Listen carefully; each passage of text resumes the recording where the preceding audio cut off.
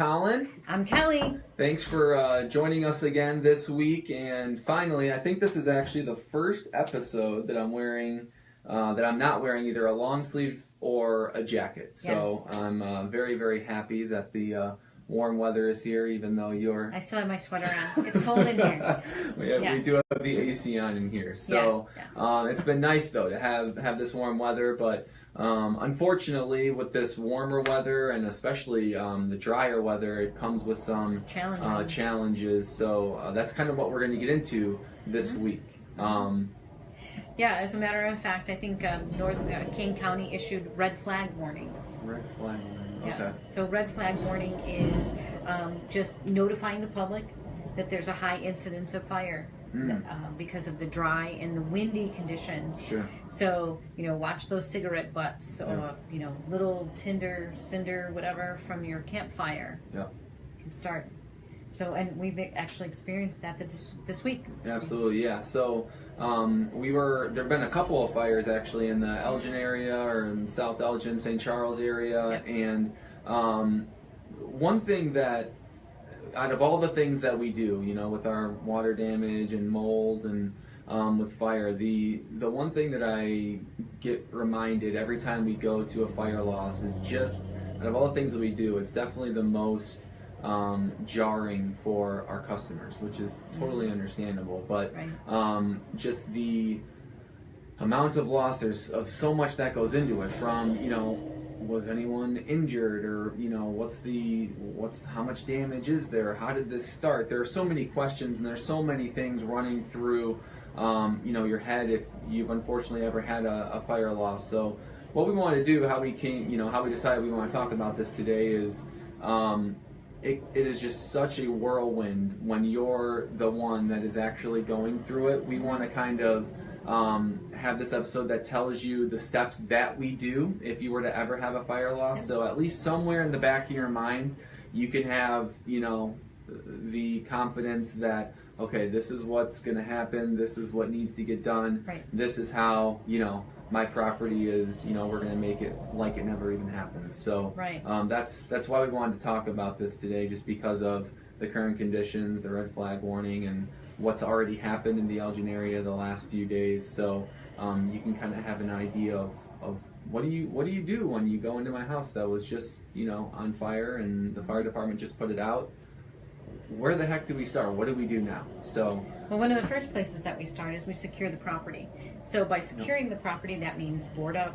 That could mean providing electricity back into the home, which would involve both the fire department and the city, whatever it takes.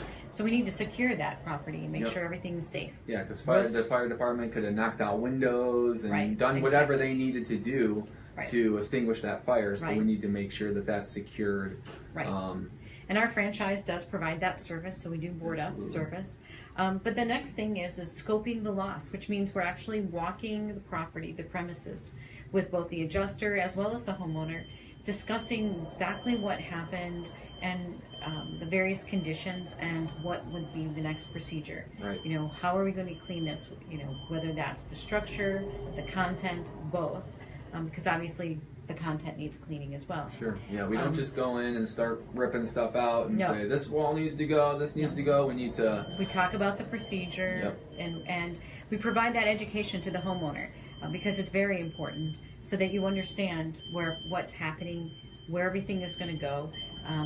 So it's really a very valuable education piece to it. And that's, one thing that we try and pride ourselves on is having that communication with the homeowner, no matter what kind of loss it is, because no matter what you're going through, the chances are is that this is your first time going through it. Right. So, we want to make sure that, we can give you that reassurance of, hey, this is what we're going to be doing, kind of similar to what we're doing now. Just so just so the customer knows that these are the processes we're going to take. And one of the things that we kind of go over, which I'm always reminded in a fire situation, is we live in a very now society, right? Everyone has news now, or whatever they want is now. But one thing that fire restoration is not is now. Immediate. Yes, it's not now. It can, it is a process because of just the damage that is involved because of how many things need to get done.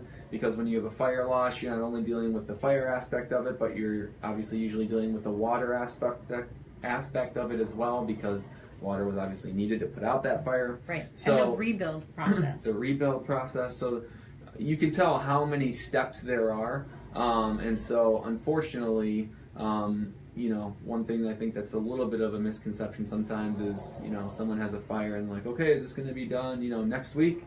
And it's like, right. Unfortunately not. Yes. It does take a little bit of time. So just something to keep in the back of your mind.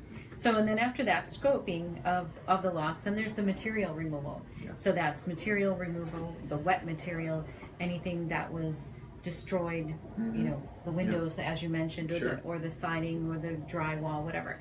So that occurs.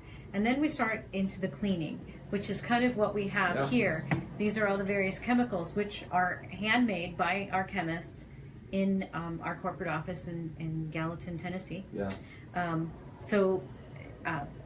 It could include all or a combination of all of these various chemicals, as well as the muslin cloth, our dry chem sponge. These are great because what it does is, as you're wiping the affected areas, it attaches the soot particles attached to both of these items, and helps prepare for that next step in some cases. Yep, absolutely. So we can go through and do all the physical aspects in your home, but one thing that I'm always reminded every time I walk into a fire loss is you could walk into an area that just had a fire and be in there for 5 minutes, and then you could walk out, go to your car, and even within that 5 minutes, your clothes will already smell. You're walking campfire. Yep, and so you can imagine then what all of your contents and chairs or blankets and couches and dishes, what all that stuff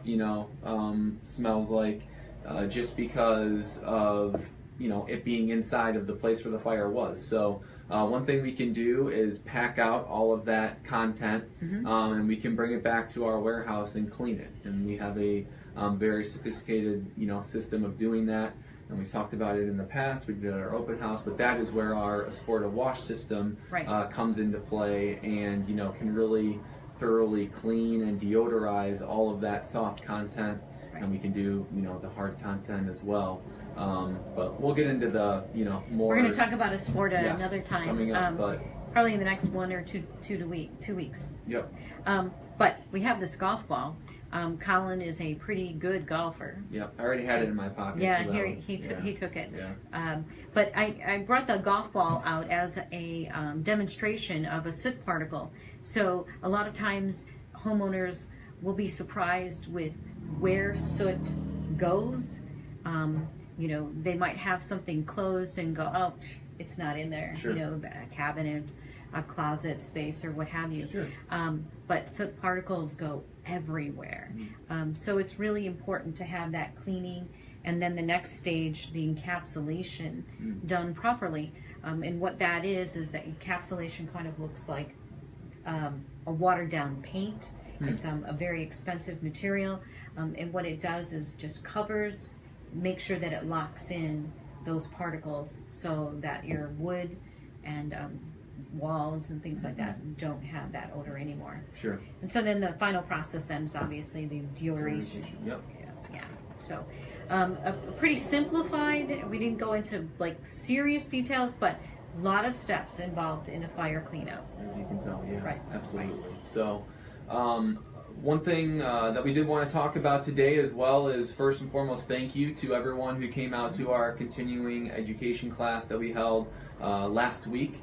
We did an ethics class last week, so thank you for attending. For anyone that missed it and needs continuing education credits, we're doing one this month as well, Thursday, May 24th at the center in Elgin.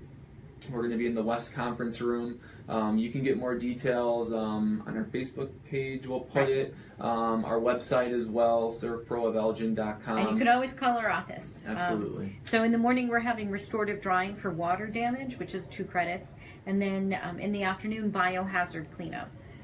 Lunch is also going to be served during those 2 courses. So another opportunity to get those classes in and not wait till the last minute. One big thing too, we're kind of didn't mention the most important part is that all these classes are free. Oh, okay. yes. So where a lot of these places or companies that put on these classes charge for them, we do them for free, just as a service to you.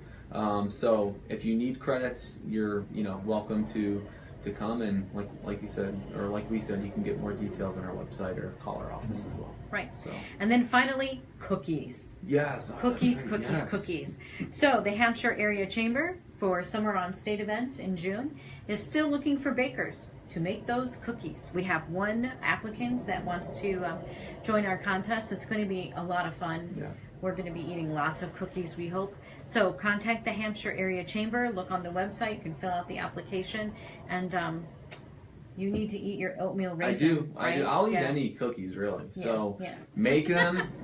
I will eat them, and then we will shout you out on a future episode of the Weekly Wednesday. Yes. How about that? Yes. So that sounds like a great idea. cool. Thank Sounds good. you Have for a great joining week, us. everybody. Take Can I have care. the golf ball so I can go golfing? Thank you. I'm going golfing. Bye. Bye. Out.